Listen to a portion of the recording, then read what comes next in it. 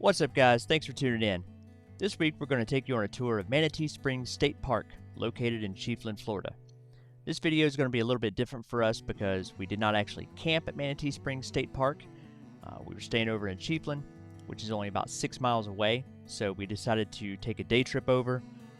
The day entrance fee is only $6, so we wanted to come over and check out the spring area, check out the campground area.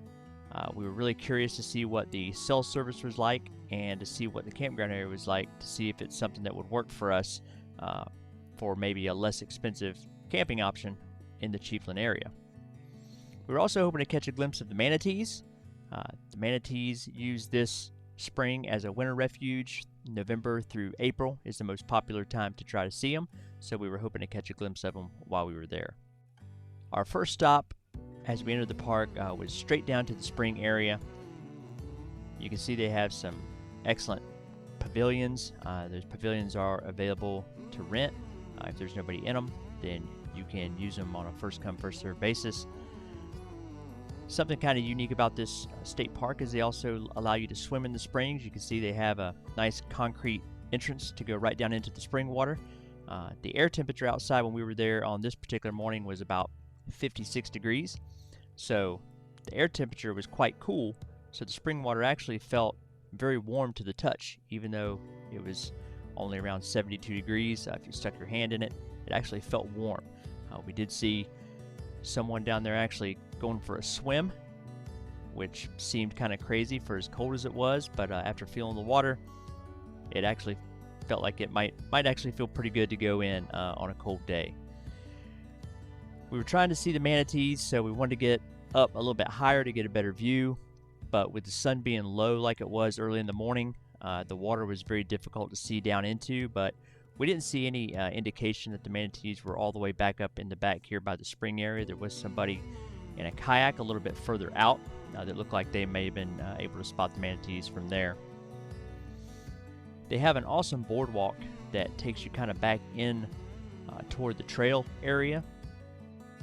It's pretty evident that this is a fairly new boardwalk, and if the river was up high at all, or if it was flooded from a lot of rain, then all this would definitely be underwater back here where the boardwalk is. They also have an 800-foot boardwalk that is currently being redone. This is really one of the most popular places to spot the manatees. You could walk out and it gets you really up high and above the area of the spring, where you could really look down and get a better view of the manatees from there. Again, they offer canoe and kayak rentals, and as I said earlier, they do allow scuba diving at this state park.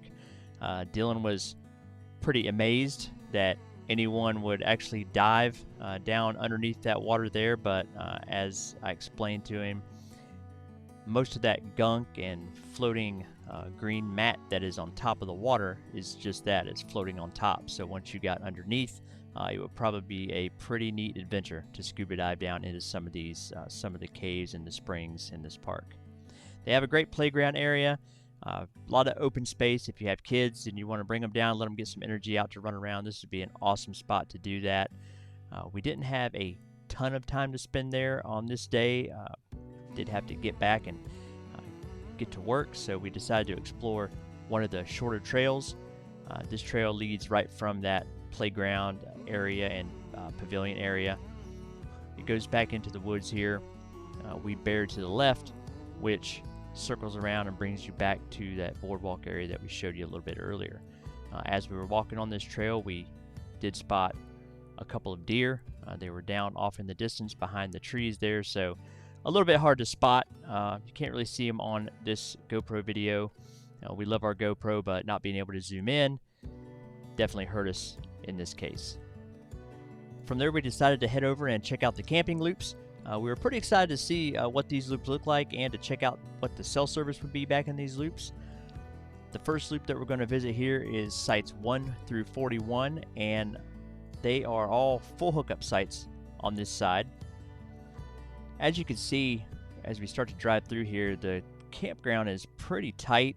It's not really set up for a lot of big rigs. There were some fifth wheels and Class A motorhomes back in here, but it's really would be a lot better setup for a smaller campers, smaller trailers, travel trailers.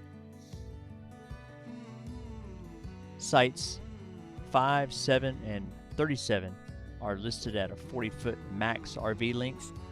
They do have some pull-through sites, as you can see here, and sites 7, 20, 32, and 37 are all paved. They're paved ADA sites.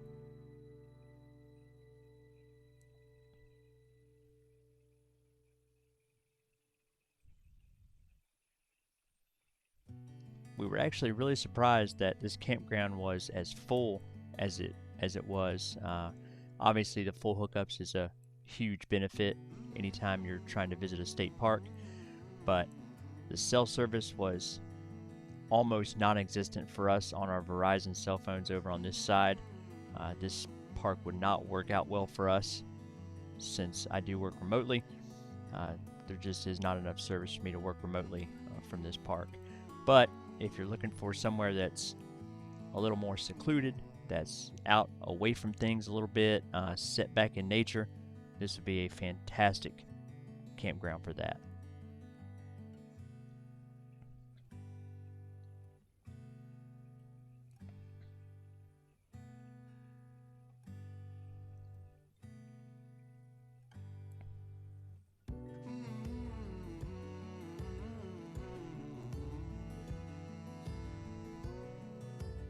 There is a bathhouse located on each of the 3 camping loops, so you don't have to try to traverse your way from one loop to another to try to get to a bathhouse.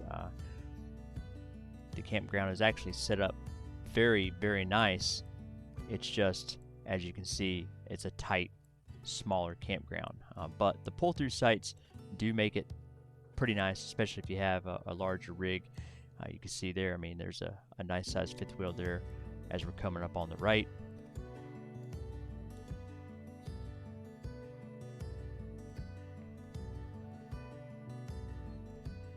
And as you get out around toward the higher numbered campsites, there is a little more space and a little more room to get maneuvered and back in.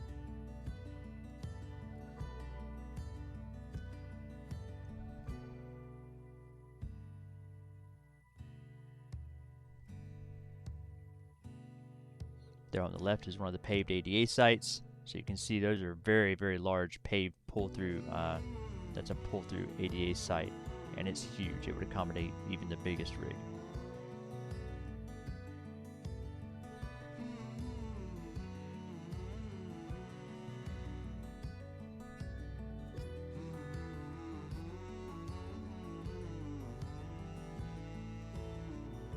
From here, we're headed over to see sites 42 through 60 on the Magnolia 2 loop.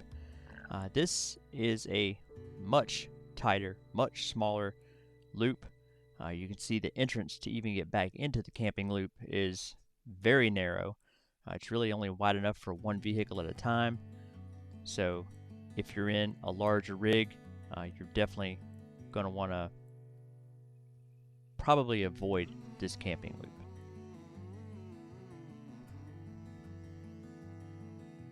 Our fifth wheel is 34 feet, and I would not attempt to try to camp on this side with that.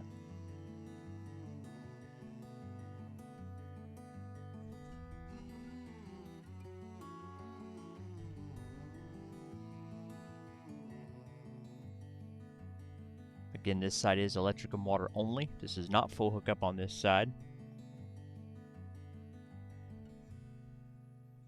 There is a dump station available at the state park, so you do have that accessible to you if you're staying on the side with only water and electric. And as you can see, I mean, this is a very tight loop. Smaller travel trailers, smaller campers would definitely be a lot better for this side.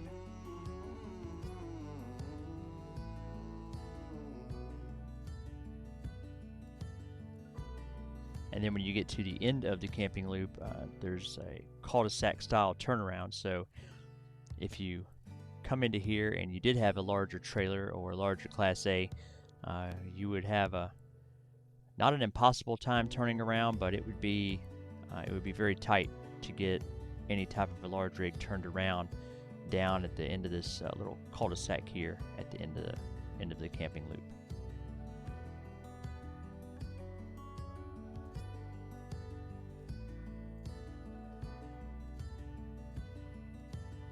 And now we're turned around, headed back out, and again you can see it's just not a great camping loop for large RVs.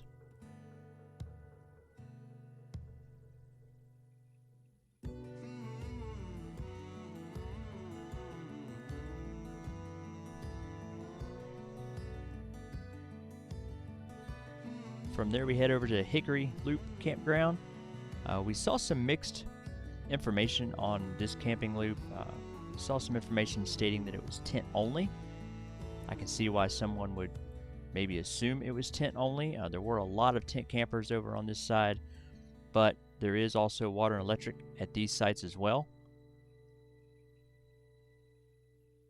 But it is incredibly narrow also. The sites are very short. So again, if you were in a small travel trailer or a very small rig, then this side of this Hickory Loop campground would be an option for you.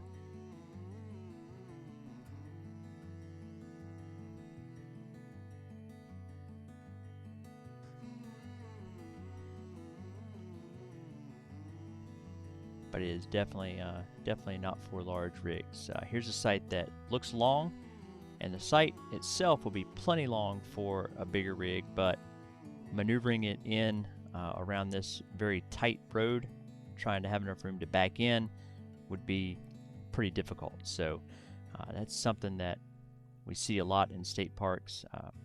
The sites might be listed at 35 or 40 feet, but you have to actually be able to back into the site, and that can be a bit of an issue sometimes.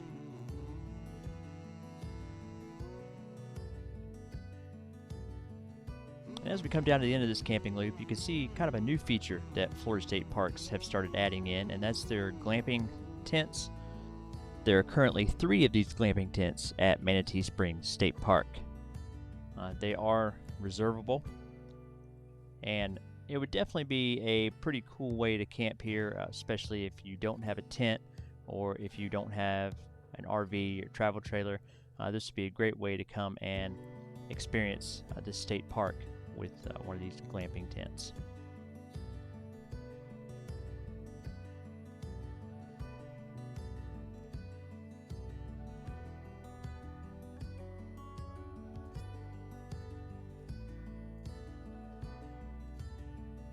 There's no doubt that if you're someone that likes a wooded campground and definitely being away from the noise of town and being out, feel that feeling of being out in the woods camping, this is a fantastic state park for that.